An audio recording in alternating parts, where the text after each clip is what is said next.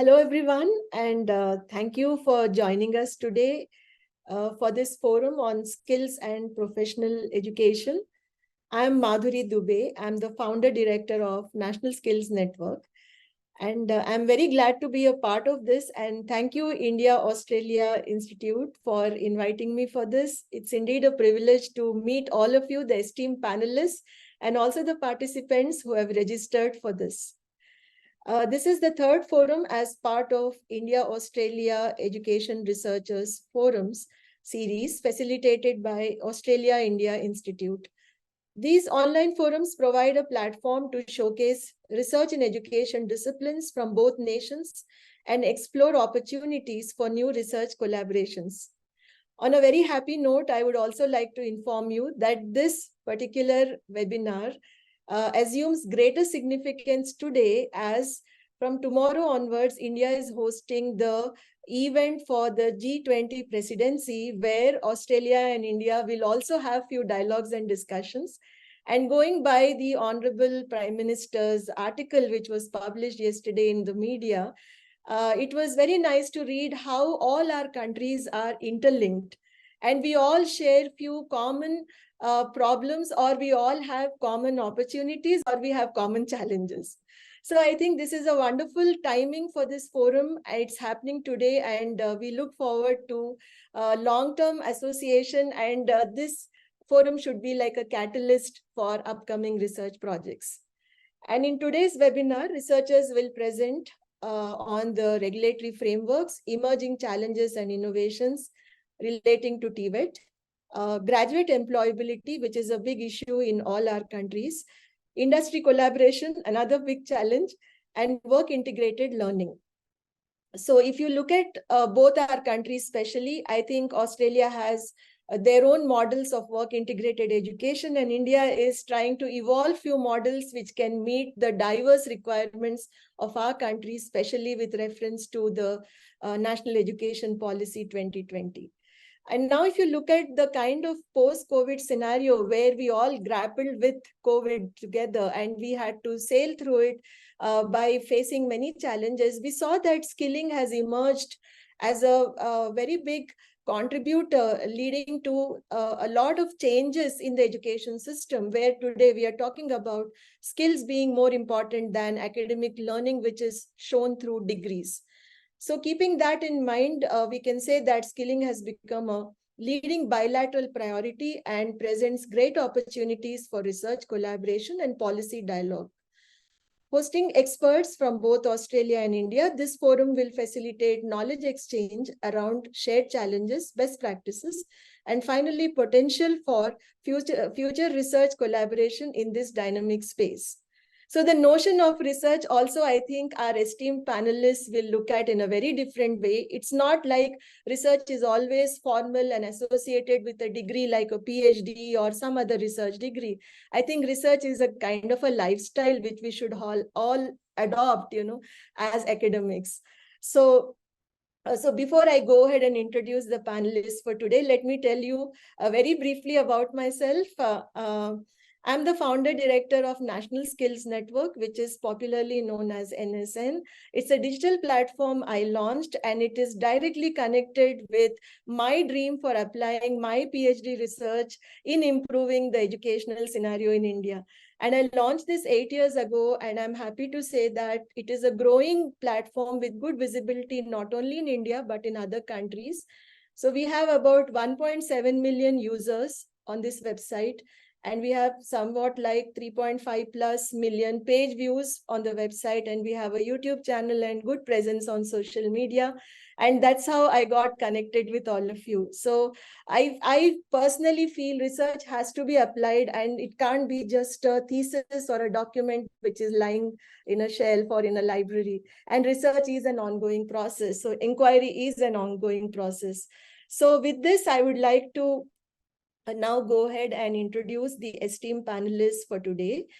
We have with us Professor Vineeta Sirohi, who is a professor in the Department of Educational Administration at National Institute of Educational Planning and Administration, that's called NEPA, in New Delhi, and academic fellow with the Australia-India Institute. She has more than 3 decades of experience encompassing teaching, research, training, curriculum and materials development, project and program coordination, administration, and counseling. So welcome to this session, Professor Vineeta. Then we have with us a very senior member again, Dr. Dubey, who is a retired senior academic with more than 30 years of experience specializing in TVET program implementation at the university level. As former Dean of Tata Institute of Social Sciences School of Vocational Education, Dr. Dabir established a successful, scalable, work-integrated training model to train students at the bachelor's and PG level programs, which are known as BVOC programs in India. Now they are gaining popularity, but Dr. Dabir has been there from the day she laid the foundation of these programs. And she's now consulting at the Transdisciplinary University of Health Sciences and Technology to set up a vocational education center for students in Karnataka. So welcome to this talk, Dr. Dabir.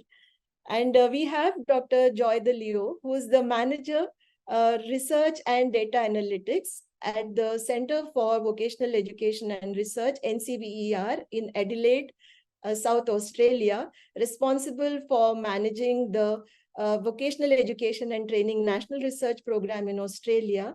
Dr. Joy has over 40 years of experience in a variety of institutions, starting from schools, VET, higher education, including teaching, policy, and curriculum development. Her areas of special interest are values, sustainable development, quality education, and professional learning for teachers. So welcome to this session, Dr. Joy. Very happy to have you. Now I would introduce the last person in the panel, Ms. Judy K, who is the Vice Chair, Programs and Partnerships and an Executive Committee member of the World Association for Cooperative and Work Integrated Education, shortly known as WACE or WACE, I guess. Previously, Ms. Judy held senior positions in 3 Australian universities, managing industry engagement, institutional employability, and work integrated learning strategies. Currently, Ms. Judy is leading the WACE Global Challenge involving transnational multidisciplinary student teams from 42 universities working in industry projects virtually. Very nice to have you all. I would like to get started by asking all the esteemed panelists a common question, which perhaps is applicable to all of us. And you can share your views on this question in about 3 minutes or so. So it's a generic question. Let me just put forward this important point, which is actually about policy to practice kind of a perspective that we need to look at. So when you look at policy level decisions in work integrated education, which encompasses skills, TVET, apprenticeships, etc., we often face many challenges at the level of implementation. Every country, I think, faces this. So what's your view on facing these challenges and turning them into opportunities? So is there a way we can turn them into opportunities? And what are your insights on this experience? So let's get started by asking Professor Vineeta. Okay, thank you, Dr. Dubey. And I'll come straight to the point because we have just 3 minutes with us. And when it comes to policy implementation, the success hinges on the capacity of the implementer to grasp the policy objectives or intentions, recognize, mitigate, and surmount the challenges that come across during the execution of the policy. So regardless of how well drafted a policy may be during its development phase, its potential benefits can only materialize when it is seamlessly integrated into the real world procedures and practices at the implementation site. In India, there are several challenges that we face in the skills landscape when it comes to policy implementation. And one of the foremost challenge that is there is the lack of education. So for many decades, societal bias in India has overwhelmingly favored traditional academic careers, often undervaluing the significance of skilled trades and vocational professions. Consequently, there exists a noticeable gap and lack of enthusiasm and awareness among individuals when it comes to pursuing skill development programs. So this can be addressed by making the work integrated education more aspirational with more lucrative job opportunities and mobilizing the students, creating awareness about the importance of vocational education through guidance and counseling, which will definitely be useful to create aspiration, reduce the attrition rates during training and employment by helping the students making informed choices. And the vast network that we have of existing post offices, citizen service centers, that can be leveraged with industry support to create such support system for the youth. Further, there's a network of around 2.85 lakh youth clubs of Nehru Yuva Kendras, which has the presence in 623 districts in India, that would also facilitate in providing guidance and counseling to the youth for the country and about making them aware about various skilling programs and opportunities. The other big challenge is of quantity and quality of skilling. There is limited access to quality of skilling, and we have only 2.4% of the workforce that has received formal vocational training. And moreover, if we see, there is a significant disparity in accessing quality education and skilling opportunities between urban and rural areas, as well as among different socio-economic groups. This limited access hinders inclusive growth and widens the skill gap. So for this, digital technology holds the potential to bring about a significant transformation in expanding access to education and skill development opportunities. The widespread connectivity, which has paved the way for online learning platforms and even the MOOCs to emerge as a viable means of offering skill development opportunities to a broader and more diverse population. The government's initiative, again, through PPP model, is to has established the Sector Skills Council, now which can play does play a pivotal role to facilitate the convergence of industry stakeholders, academia, and training providers. But again, the functioning of Sector Skills Council during assessment of the trainees. Due to shortage of expert staff and huge cost involved, the process becomes complicated, leading to a delay in certification. So to avoid these hurdles, we can utilize the teachers within the institutions, train them for assessing the trainees. And India's diverse landscape embraces states at various stages of regional, demographic, and economic development. So in such a multifaceted environment, the adoption of one-size-fits-all policy for skill development is unlikely to yield significant success. Therefore, a more flexible approach, a tailored and region-specific approach to skill development is essential to effectively address the particular requirements of each state. Thank you so much. Yeah, thank you, Professor Vineeta, for sharing your views. I would request Dr. Dubey to share her views on implementation level opportunities. Could you please unmute yourself, Dr. Dubey? Thank you, Madhuri, for giving me this opportunity. I thank Australia-India Forum for having such dialogues in a series of dialogues to thrash out issues related to skill development in both the countries. I have been an implementer and not a policymaker, but I have experienced a lot of opportunities as well as constraints due to the policies that have been made by the government in India today. There are more than 15 departments in the government which have a skill development program. And each department will have a different kind of mandate as to what should be the duration of the training, what will be the apprenticeship opportunity, how the industry connect will be done, and many things, and how the employment will be given to the trainees. So that is one constraint. Second is there are not flexible policies which will lead to more innovation. Because if we go by the diversity in the country and also the number of trades that are required for giving the training, and we can identify hundreds of trades which will require training and will give employment opportunity. But we do not have that kind of flexible approach, even among the sector skill councils. So they insist that it has to be by their QPs, by their NOSs. That is good for higher level jobs or for going abroad. We can have that kind of standardization, but local jobs creation can be done if we are little flexible in terms of these standards of implementation as well as standards of assessment. Now, sector skill councils, as Dr. Vineeta has already mentioned, are not able to reach out to each and every training center for assessment. And so that assessment remains faulty. And then it becomes a mockery of assessment.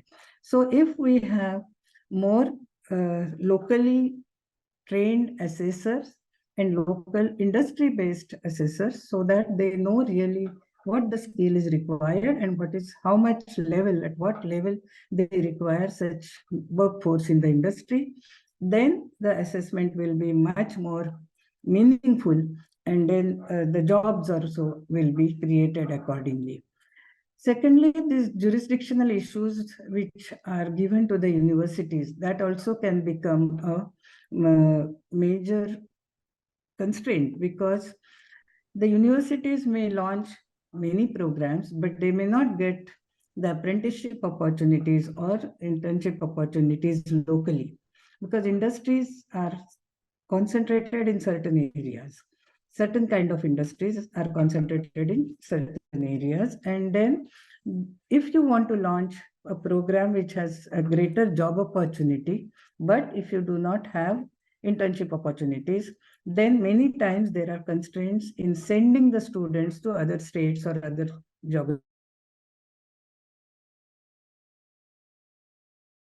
geographies. Now, in the new education policy, some of these issues have been addressed, and I'm glad about it, because possibility of giving internship either as an alternate semester or either concurrently or something like that. But again, new education policy was launched in 2020. The implementation is still not fully started. Many places it is still lagging behind.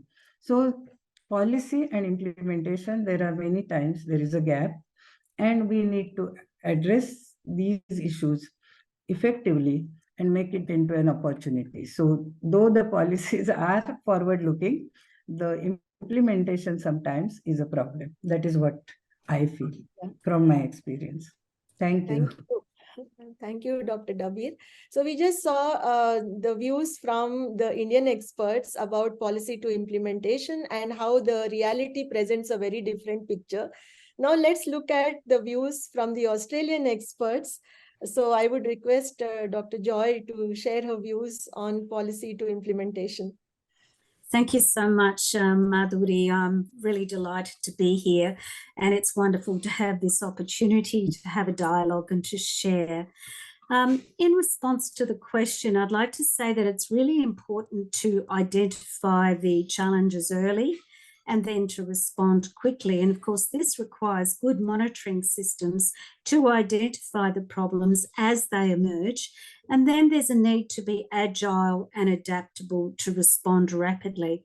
And I'd just like to give you a few practical examples, and I'm sure you'll relate to these in terms of rapid and effective response in the vocational education and training sector. At the onset of the pandemic, when we were all under full quarantine other than essential workers, registered training organisations, or RTOs as we call them, immediately began delivery online, and they also reorganised their training programs so that they could deliver the theory first and the practical experience and work placements later. So that's an example of a rapid policy and implementation at the institutional level. Later, when those mandatory work placements were needed in order for students to complete their qualification, especially in areas like nursing, aged care, childcare, the National VET regulator allowed the use of simulated virtual environments to practice the skills until the work placements were available, because we really needed those people to complete their qualification and to get into the workplace, because nurses in particular were in critical short supply. There was also a change of policy in the Nursing and Midwifery Board of Australia. They reduced by a little, not a lot, the number of professional practice hours that were required to complete qualifications, because, as I said, nurses were in desperate short supply. The second example is around a severe drop in apprenticeship enrolments that have occurred at various times in the past, but particularly during that first year of the pandemic. They've picked up now, but that's because what the federal government did in response was because our organisations maintains the data, so you can see very quickly when there's a drop in enrolments. So the federal government introduced employer financial incentives and also apprentice incentives as well. And we've seen over the past 15, 20 years, there's a direct data correlation between increased enrolments along with increased financial incentives to employers and sometimes also to apprentices as well. So it's very interesting to see the pattern follow. Finally, and I'm sure you relate to this as well, and I think our first speaker mentioned this, the need for education curricula, or we call them training packages, to keep pace with rapidly advancing technologies. Otherwise, training is always behind work practice.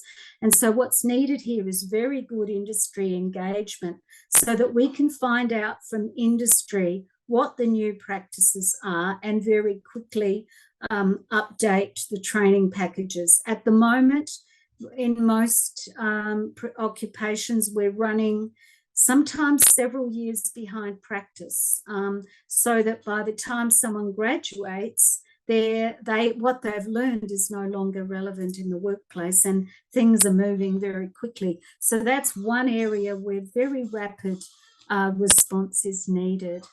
So that was all from me. Thank you, Madhuri. Thank you, Dr. Joy, for sharing your views and emphasizing on the importance of several points in implementation. Let's hear from Ms. Judy about her views on opportunities for implementing successfully. Yeah. Thank you very much, and it's wonderful to be here. Thank you so much. It's great to have this engagement between India and Australia, and we can learn so much from each other. I'm going to talk about work integrated learning as one aspect of employability, so I'll be referencing that. The Australian government, of course, I think as Joy has suggested, there's a huge focus on skilling graduates and having that very seamless transition into the workplace. And one of the key ways of doing that is work integrated learning. So there's a lot of policy to try and support work integrated learning, but there are challenges always in the implementation of everything, as our other speakers have spoken about. Some of the real challenges, which are Australian, but also a global, from my perspective on a global organisation, around things like resourcing, securing those industry partners, because what I'm talking about is authentic placements and projects with real industry partners, capacity of staff within institutions to manage those things. So there's some of the challenges. But because this form of education is so transformational for students, and also for when they transition into the economy, they're so good for the country, that I think one of the opportunities we have, and I've seen this successfully in other countries, is we need to understand what the impact is of students undertaking these work integrated learning experiences. So we need the success stories. We need to measure the impact. And one thing that Australia has done recently is we have our graduate outcomes survey, and recently our peak National Association for Work Integrated Learning has implemented some questions into that graduate outcomes survey that now measures the impact of work integrated learning in terms of students' employability and transition into the workplace. So I would encourage us at an institutional and national and even global level is if we can highlight some of these success stories, measure impact, and then persuade, bring on board any of our stakeholders that may be reluctant to participate. One last thing I'd like to just quickly say, following on from what the previous speaker spoke about, was the pandemic has also become an opportunity. I agree with Joy that there's been this innovation that's occurring, but I'd also add that there's been some massive collaboration. In the work integrated learning world, all the national associations globally shared their experiences, their resources. So one of the opportunities I think is first to continue to be agile and to continue to collaborate. There is no sense in each of us developing separate things when we can share and everyone can share some of the resources, some of the learnings, some of the tools that we use. So I would be encouraging collaboration. And I might finish there, Madhuri, and let you move on to the next speaker. Yeah. Thank you, Ms. Judy, for sharing your views and emphasizing on collaboration. I think that's a generic sub-theme which is emerging as I listen to all of you. And also there were, before we move ahead, just to summarize a couple of important points that came up is the industry engagement, which is a very dynamic aspect of work integrated education, and also the ground reality. And then there are a lot of social issues. And I mean, I think TVET is a very complex thing anywhere in the world to implement. And additionally, we have other stakeholders, their engagement, and whole lot of things pertaining to quality. And then when we add the migration element, for example, let's say students going to other countries, global mobility. So there are all these sub-themes coming up. So now in the next part of the discussion, I would like to ask our esteemed panelists about their views on particular themes which are emerging from here.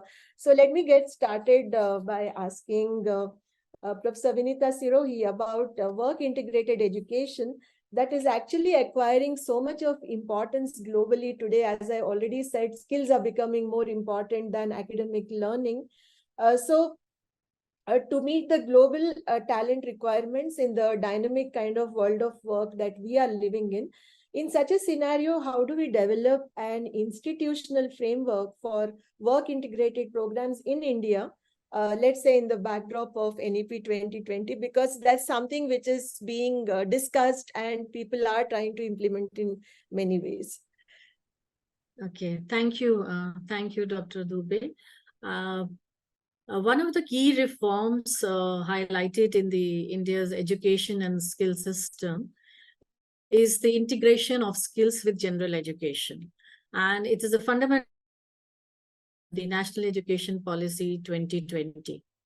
It emphasizes vocational education and recommends its integration into all levels of educational institutions, including schools, colleges, and universities. It aims to expose the students to at least 50% of all the learners to vocational education by 2025. And NEP also specifies that schools should introduce students in classes 6 to 8 to a variety of vocational crafts. Additionally, students in class 9 to 12 should have the option to choose at least one vocation aligned with the National Skills Qualification Framework levels 1 to 4. So coming to the institutional framework now, the technical vocational education and training in India is provided by organizations such as industrial training institutes, both public, private, and polytechnics. Then there's another category, the secondary and higher secondary schools, colleges, and universities, and which are providing vocational education and under the Ministry of Education. Then we have the third category, that is the private vocational training providers affiliated to the National Skills Development Corporation. The fourth category belongs to the companies that provide in-house training and also offers apprenticeships separately.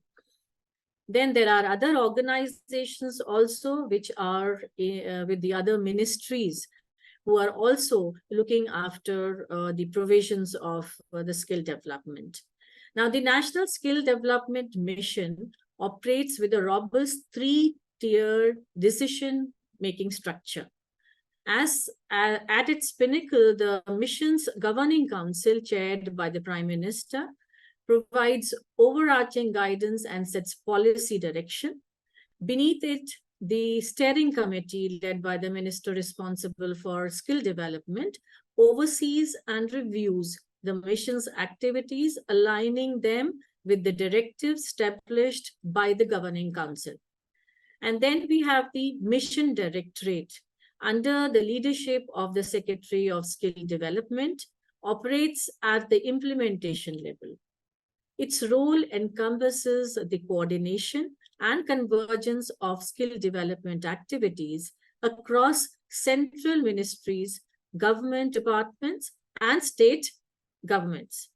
So now then we have the recent regulatory framework, the regulatory body, that is the NCVET, the National Council for Vocational Education and Training, which aims to create a unified system for the regulation and certification of vocational education providers, ensuring that they adhere to certain quality standards and guidelines. The Council is also responsible for formulating policy, setting standards, and granting approvals for vocational training programs. Then recently, we have come up with the National Credit Framework, which flows from the National Education Policy 2020 and would seek to remove distinction between general and vocational education, ensure flexibility and mobility between the two, establish equivalence and it has multiple entry and exit pathways also in general and vocational education and between the two.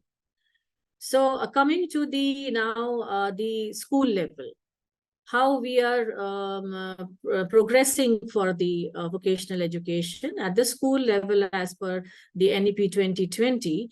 The vocational education will be integrated in all secondary schools in a phased manner, and secondary schools will also collaborate with ITIs, polytechnics, and the local industry.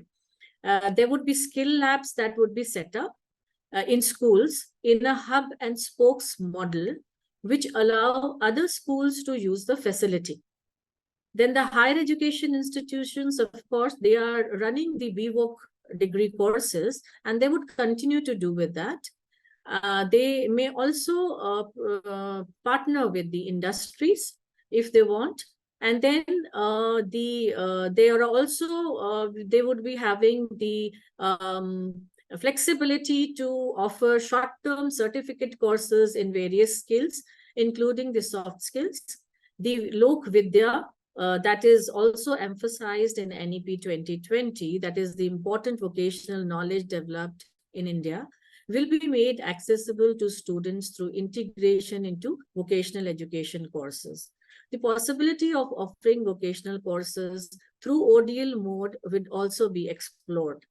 So then there's another initiative in the, as per the NEP 2020, that we need to set up more incubation centers in the higher education institutions with the help of partnership with the industry. And the focus areas for vocational courses would be chosen on the basis of the skill gaps that are there, and we would also map the local opportunities that are available so that the courses that are offered are relevant for the consumers or the students that are coming to these courses. Then the Ministry of Education would also constitute a national committee for the integration of vocational education, consisting of the experts from the vocational education and representatives from across ministries. industry to oversee the efforts of integration. Now, these efforts collectively would contribute to a more prepared and adaptable workforce for the challenges in the future job markets. Thank you so much. Yeah, thank you, Professor Vineeta. I think this was a holistic, the picture, of the big picture, I would say, of the ecosystem in India, which is evolving. So it was a bit, I think, elaborately presented, and that is, I think, the objective here was to touch upon various stakeholders and the key players. So thank you for presenting this big picture. This sets this actually the backdrop for the next question, which I would be asking Professor Neela Dabir. This is about her experience in the higher vocational education segment, where we look at industry-academia collaboration, which is like the backbone of any successful vocational exercise. And since this plays a very crucial role in every aspect of designing and delivering work-integrated learning programs, Dr. Dabir, from your experience in higher vocational education, can you tell us how you managed to create long-lasting relationships with the industry? Because I think that's what is the crux of the whole matter here.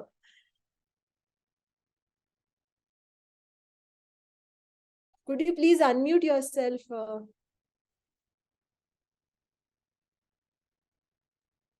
We started way back in 2012 when BVOC program was just launched by the UGC, and that degree Bachelor of Vocation was unheard of. So not many students were willing to enroll for the degree. And we had to literally explain what it is, how it will be helpful for them to get the jobs and things like that. But we used to get very, very, what can you say, economically backward as well as educationally backward students, because they would not get admission in the traditional professional courses. But as the time passed, because we had good industry engagement and we had courses in mobile services and mobile, what you say, assembly. So what happened was the students who were placed in work, because our model was with partners who were placed in different locations across India, where there was opportunities for internship. And these partners would deliver the standardized content in theory and also place the students for internship or work integration. And they would work 5 days a week, and Saturdays and some evenings, they would come for theory classes. And that would give the students a much more work experience or practical experience than expected in the BVOC curriculum. But at the end of 3 years, when they completed the degree, they were out with 3 years of work experience. And many places, the industries which took them for internship absorbed them for jobs. So when our first batch passed out, it gave a momentum to large number of students coming in for the vocational education courses, because as everybody has explained, that vocational education has low reference, low status in India so far. But if we want to change the scenario, the new education policy, as Vineeta has explained, has given many gateways or opportunities to implement this at different levels, and also the opportunity for the students to move from general education to vocational and vice versa. The academic bank credit bank or academic bank of credits also gives a large opportunity for gaining some credits through vocational short-term courses in different places. And that can be done anywhere, and those credits can be deposited in the academic bank of credits. So that gives another opportunity for the students to learn a skill.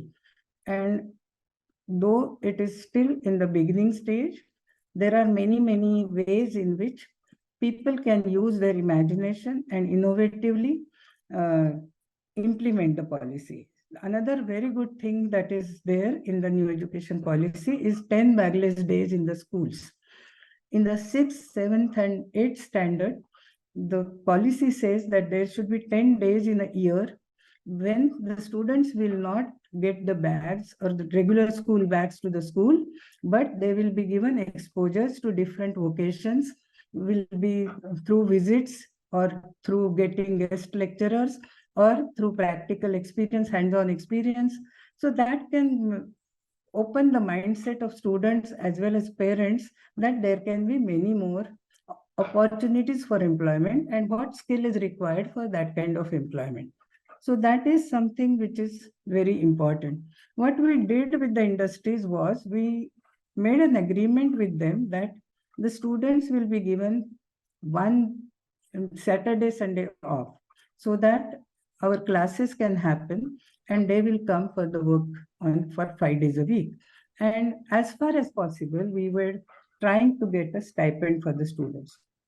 Of course, in all sectors, we started courses in 19 different sectors, but we were not successful in getting stipend in all sectors because in health sector, for instance, they would say that students don't know anything, so they just have to observe.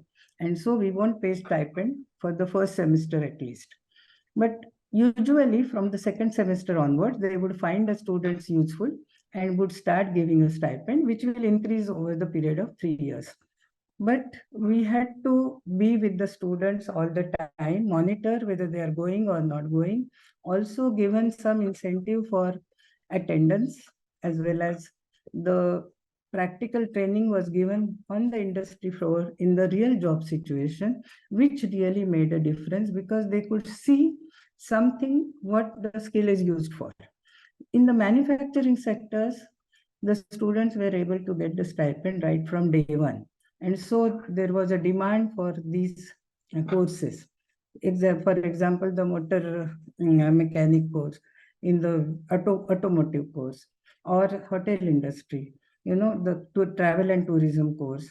So there they were useful for some jobs which were initially students would not mind doing, and regular staff would find it time consuming. They would make use of these students, but students would learn in the process. And we had given them a structured instruction as to in the first semester what are the things that students should learn. It may not be learned in the same sequence because industries have a demand for production or something else, but they would learn all those things on the job. And so at the end of 2020, we had 10,000 students across India doing 19 different BVO courses. So that was a success, I feel, because all these students could get jobs. There was hardly any student, unless they didn't want to take a job and wanted to go for higher education, they didn't. Otherwise, jobs were available. So work integrated training is the way to go, according to me.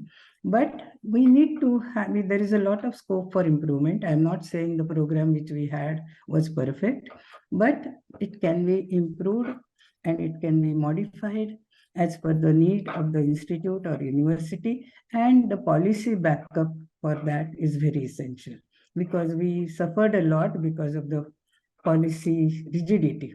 Now I hope with new education policy, things will be different. So that is what I could say from my experience. Yeah. Thank you, Dr. Dubey, for sharing the success story of Tata Institute of Social Sciences, BVOC, which you laid the foundation, and also the story you told us about industry engagement. As you can see now, the challenges have been many in a country like India, which is actually quite complex. But I'm sure Australia has had their own challenges and they would have come up with solutions. Australia might be having better situation. Yeah, so let's learn now from Dr. Joy about a slightly different perspective. Here we'll be talking about the students from India who choose Australia as their destination for higher education. And they also would like to get employed there and continue as global workforce. So Dr. Joy, how can we extend the TVET systems and policies to enhance the employability of migrants? And what would be few key areas of bilateral research that you see here in such exchange programs? Thank you. Perhaps I'll talk about two areas. One is about post-study work rights for international students, and the other one addresses the issue of employability for migrants.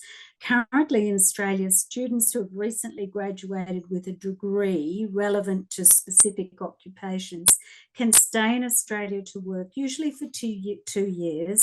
If they have a master's, it's 3. If they have a PhD, it's 4 years. So it depends on the study level and also whether they've undertaken qualifications that are in demand, where there is employment available. Those post-study work rights are available for university students, but not so much for vocational education students, but I'll talk about that in a moment. Those years of work opportunity can actually now be extended by a further 2 years for those who have qualifications that are in demand. But also all international students can work up to 48 hours a fortnight during their studies, and in certain areas such as aged care, for example, or if they're undertaking a master's or a PhD, they can work unlimited hours. So the work opportunities are there. But what some students don't know is that if they don't meet the criteria for staying post-graduation and working, they actually can look for an employer to sponsor them for a new visa, a working visa. And this is especially relevant for multinational companies that are seeking to engage a new graduate working in Australia, such as, say, an international hotel chain, for example, someone who's undertaken hospitality training or hotel management and so on. And then they could work overseas in one of their other hotels. They can either find an employer to sponsor them, or they can apply through what is called Skill Select for a skilled migration visa to work in areas where there are critical skill shortages.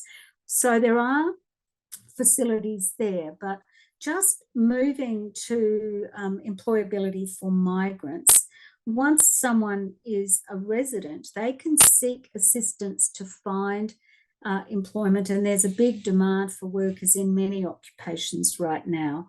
And also for new migrants, there is exists in vocational and training institutions, and particularly in community colleges, what they call foundation skills, who not only offer language literacy, numeracy, and digital skills, they also provide assistance through the Adult Migrant Education Service and pathways through vocational education and training to employment. So those opportunities are there, but perhaps not everyone who know about it.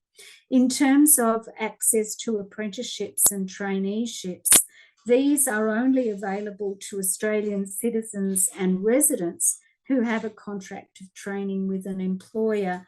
There are a couple of complicating issues here.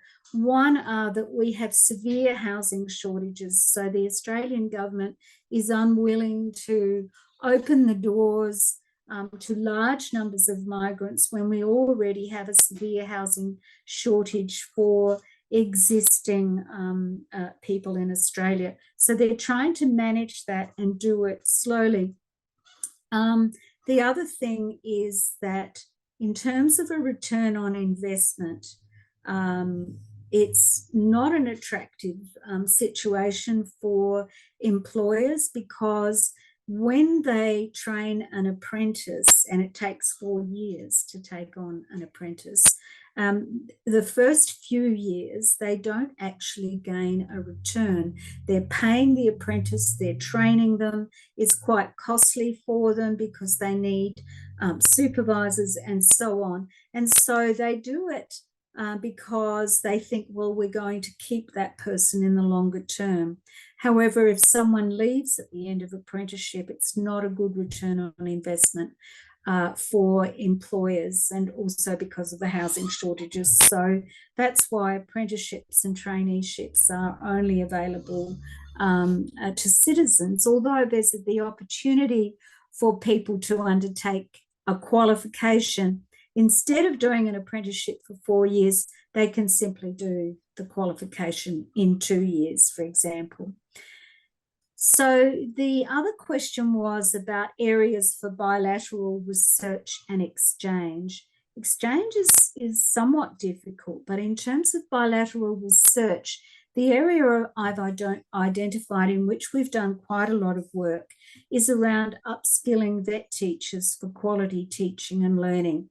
And perhaps I'll talk about that a little later, but that's an area that I think is really important. And there is also the possibility for exchange between registered training organisations in Australia and training providers in India. I think that would be an excellent initiative if it were possible. Thank you. Thank you, Dr. Joy. We'll be anyways coming back to the research part of it a little later. So thank you for sharing your views. And I would request Ms. Judy K. To share her views on again, we are talking about challenges in enhancing graduate employability in Australia, and how does work integrated education, especially at the tertiary level, ensure industry collaboration. So this is in connection with what we just discussed. It would be nice if you can share an example about how you could overcome this and build a sustainable model. Well, thank you. Well, that's a very big question. So I'm going to give you 2 quick examples, one at the macro level and one at the micro or program level. So around industry engagement and work integrated learning in Australia, we're very lucky that our key employer groups, there's three of them, plus Universities Australia, plus ASEN, the peak body for work integrated learning, have collaborated since 2015 to develop a strategy, a national strategy. And that's bringing together both education and industry to talk about what the challenges are and to put forward ideas about how to overcome them. So that document and the actions that those groups are taking are overcoming many of the challenges. At a micro level, I'll give you one example. So one of the big issues in Australia and globally, this is true in many countries, is giving students access, making sure it's accessible to all cohorts of students. So access and equity and inclusion. Now, one of the things that I think has happened through the pandemic is the use of virtual experiences. So the World Association that I'm involved in has developed a program called Global Challenge. Many Australian universities plus universities from all over the world participate in this program and provide a very short 1-month real industry experience for students. The outcome of that is amazing. What it then does is provide access to international experience for students without them having to be mobile. So it enables students of all different socioeconomic levels, genders, all the rest of it to participate.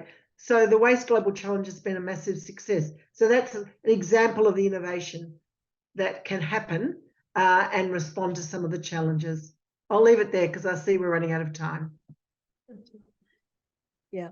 Okay, thank you for sharing this detailed example about how you made it work. And it would be nice for the audience to share any questions if they have in the chat as we continue our discussion. And now I would request the panelists to tell us about the key focus areas of research, because the focus of this discussion is also to catalyze and ignite the kind of inquiry and research we need to build this relationship and make it continue. So let's get started again by asking Professor Vineeta to share the 3 key points. We have 1 minute for this presentation because we are kind of running short of time. So could you please make it as brief as possible? Okay, thank you, Dr. Dubey. I'll just very briefly say that the first theme that I have posed here is the management of vocational teachers and trainers in the skills ecosystem. And because the challenge with us is to operate at a large scale while ensuring high quality of delivery also. So this theme assumes great importance as structural and technological changes alter job markets and skilling strategies adapt to meet the emerging needs of a changing work environment. So in this case, teachers, trainers will be at the forefront, driving these changes and therefore building their capacity and developing effective and professional development programs for teachers, trainers also are very critical. So we need to examine the factors that are affecting their motivation. A major factor is the salary component, which they are having a very low remuneration, and to incentivize and retain the skilled teachers or trainers, it is crucial to provide them with fair compensation as per the industry benchmark. And moreover, there is no career progression. If you see, the career progression is not there for the vocational teachers and trainers. For that also, they feel less interested in joining as vocational teachers. Then the second theme is on industry or employer engagement in apprenticeship program. And apprenticeship training is one of the most efficient ways we know that to develop the skilled manpower for industry by using training facilities available in the establishments. So persons who are undergoing these apprenticeship training can easily adapt to the industrial environment at the time of regular employment. And even in NEP 2020 also highlights the importance of apprenticeship at all levels of education, filling the gap of supply of and the demand skill gap. And then the Ministry of Skill Development and Entrepreneurship also focuses on apprenticeship as one of the key programs for creating skilled manpower. So with the successive changes, apprenticeship policy in India, the shifting importance of engagement of the employers in this program and the emphasis of NEP 2020, we need to delve deeper into the nuances and issues of apprenticeship training and employer engagement in the delivery of the apprenticeship program. And we need to study the extent of the participation of employers in these programs, identify the barriers to employer engagement, and suggest strategies that would overcome these barriers. The third theme relates to the migration and the role of skills and vocational education. The migration, as we know, is a matter of concern globally, and it is driven by a multitude of factors, including the economic opportunities, safety and security concerns, environmental changes, as well as a combination of all these factors. So whether individuals are refugees or internally displaced or voluntary migrants, they encounter a range of challenges through the journey. So one critical aspect involves is their ability to sustain their livelihoods through gainful employment. In this context, vocational education can play a pivotal role in facilitating migrants' access to the labor market and the integration into their own communities as well as the new communities.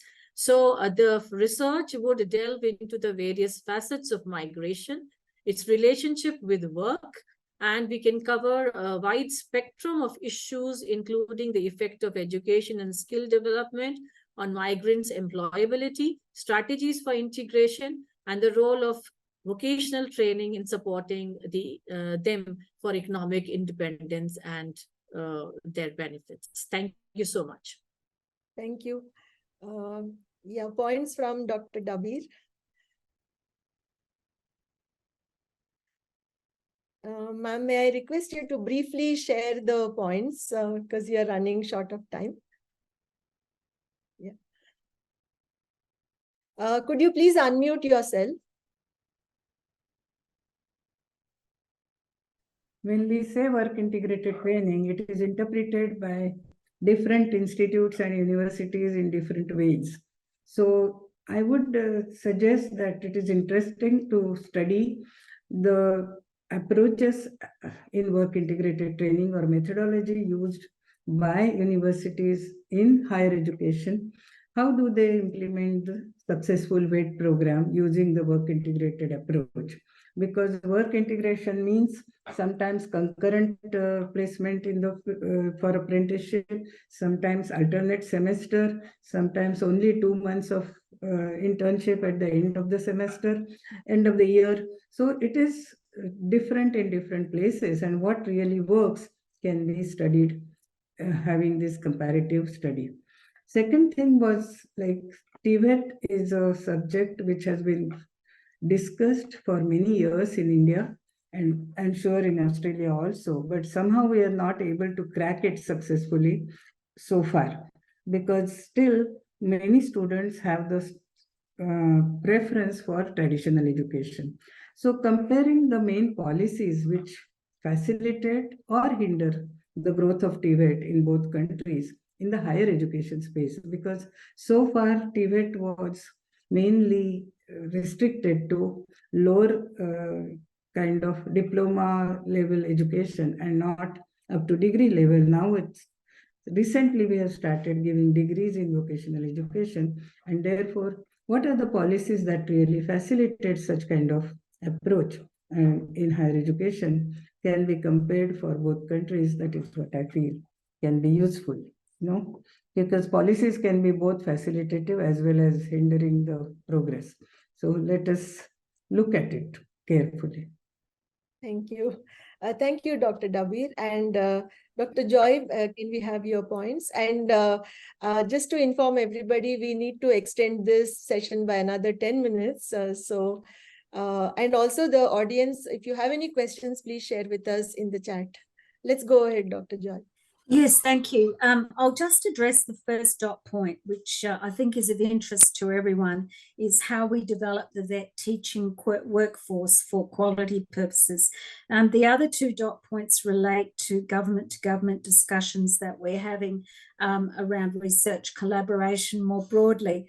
But we've done quite a bit of research around teaching quality and addressing issues about how to attract and retain industry professionals for them to become teachers, what the entry qualification should be, what it should contain, what professional development should be undertaken in an ongoing way, about teaching practices, and also about career pathways and succession planning. So I think that would be a very interesting area for collaboration.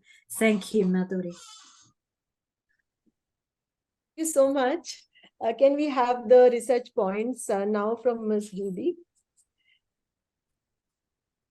Okay. They haven't come up yet, but I think I can remember them. One of them, yes.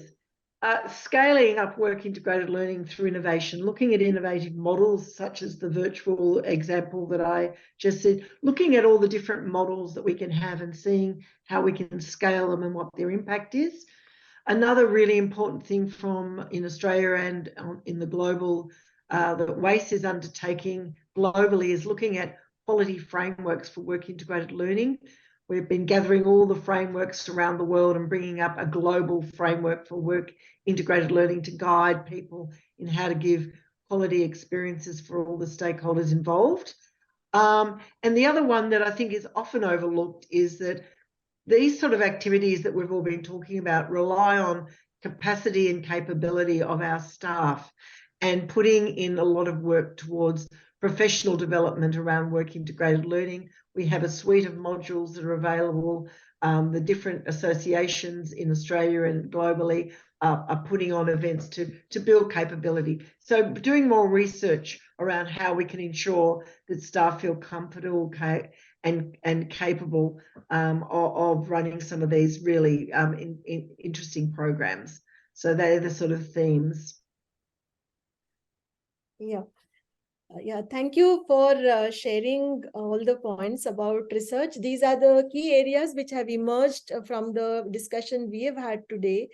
I think this is, as I was saying, the objective is to catalyze research, new ideas, inquiry.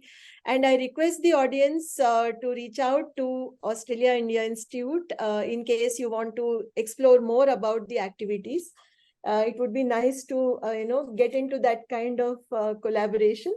And on this note, I would like to thank all of you for attending the webinar today, and thank you, esteemed panelists, for sharing your views and also inspiring all of us to think and learn and explore more. And also the keyword research is something that we need to keep focus on now. And thanks for attending. And I also want to extend my gratitude to various institutions which were involved. The forums are delivered in partnership with the community of Associate Deans Research in Education, Melbourne Graduate School of Education, Zakir Hussain Center for Education Studies, National Institute of Educational Planning and Administration, Symbiosis International University, and supported by the Australian Government Department of Education. And this session has been recorded and it will be made available on the Australia India website if you want to take a look. So please be in touch. And also you can check out the session in case you have missed it. Thanks once again, all of you. It was lovely connecting and initiating this discussion. Thank you. Bye. Thank you, Madhuri. Thank you. Thank you, everyone. Thank you.